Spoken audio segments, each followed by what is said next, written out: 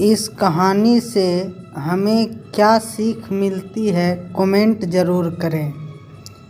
आखिरी प्रयास।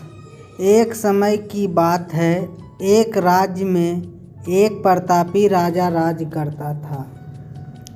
एक दिन उसके दरबार में एक विदेशी आगंतुक आया और उसने राजा को एक सुंदर पत्थर उपहार में दिया। राजा उस पत्थर देख बहुत प्रसन्न हुआ। उसने उस पत्थर से भगवान विष्णु की प्रतिमा का निर्माण कर उसे राज्य के मंदिर में स्थापित करने का निर्णय लिया और प्रतिमा निर्माण का कार्य राज्य के महामंत्री को सौंप दिया। महामंत्री गांव के सर्वश्रेष्ठ मूर्तिकार के पास गया और उसे वह पत्थर देते हुए बोला, महाराज, मंदिर में भगवान विष्णु की प्रतिमा स्थापित करना चाहते हैं।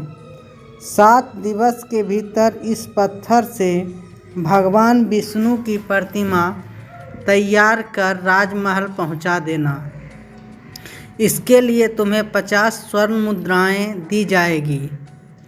50 स्वर्ण मुद्राओं की बात सुनकर मूर्तिकार खुश हो गया और महामंत्री के जाने के उपरांत प्रतिमा का निर्माण कार्य प्रारंभ करने के उद्देश्य से अपने औजार निकाल लिए। अपने औजारों में से उसने एक हथौड़ा लिया और पत्थर तोड़ने के लिए उस पर हथौड़े से वार करने लगा, किंतु पत्थर जस का तस रहा। मूर्तिकार ने हथौड़ों के कई बार पत्थर पर किए, किंतु पत्थर नहीं टूटा। 50 बार प्रयास करने के उपरांत मूर्तिकार ने अंतिम बार प्रयास करने के उद्देश्य से हथौड़ा उठाया, किंतु यह सोचकर हथौड़े पर प्रहार करने से पूर्व ही उसने हाथ खींच लिया कि जब 50 बार करने से पत्थर नहीं टूटा तो अब क्या टूटेगा। वह पत्थर लेकर वापस महामंत्री के पास गया और उसे यह कह वापस कर आया कि इस पत्थर को तोड़ना नामुमकिन है, इसलिए इससे भगवान विष्णु की प्रतिमा नहीं बन सकती। महामंत्री को राजा का आदेश हर स्थिति में पूर्ण करना था, इसलिए उसने भगवान विष्णु की प्रतिमा निर्मित करने का कार्य गांव के एक साधारण से मूर्तिकार को सौंप दिया।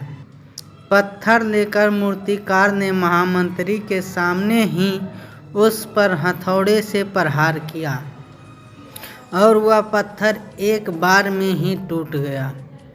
पत्थर टूटने के बाद मूर्तिकार प्रतिमा बनाने में जुट गया।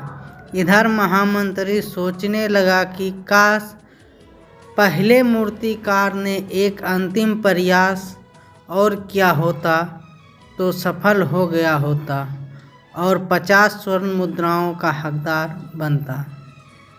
Thank you.